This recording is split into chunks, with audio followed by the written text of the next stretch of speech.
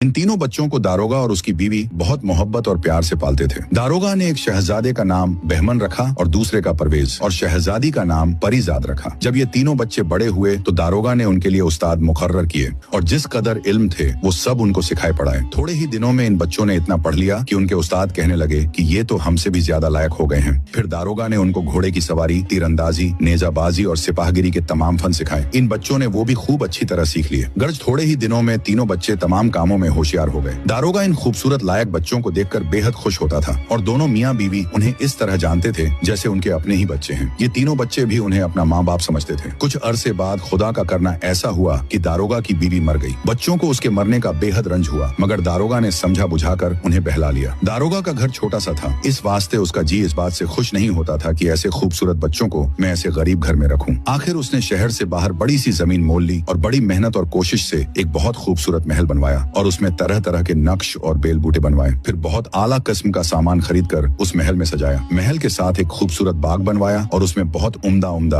और किस्म किस्म के फल फूल लगाए। इसके अलावा उसने एक बहुत बड़ी अफकारगाह बनवाई और उसमें तरह तरह के जानवर पाले ताकि दोनों शहजादे और उनकी बहन उसमें शिकार खेला करें। जब ये सब कुछ बनकर तैयार हो गया तो दारोगा बादशाह के पास गया और बादशाह खुसरू से अर्ज की, हुजूर मुझे इजाजत दें कि मैं शहर से बाहर जाकर अपने नए मकान में रहूं। बादशाह दारोगा पर बहुत मेहरबान था। बादशाह ने इजाजत दे दी कि शौक से रहो। दारोगा इजाजत लेकर अपने बच्चों समेत नए महल में चला गया और आराम से रहने सहने लगा। उसके तीनों बच्चे इस महल में बहुत खुश रहते थे क्योंकि उनके आराम का वहाँ तमाम सामान मौजूद था। खाते पीते खेलते और हर तरह की खुशियां मनाते थे।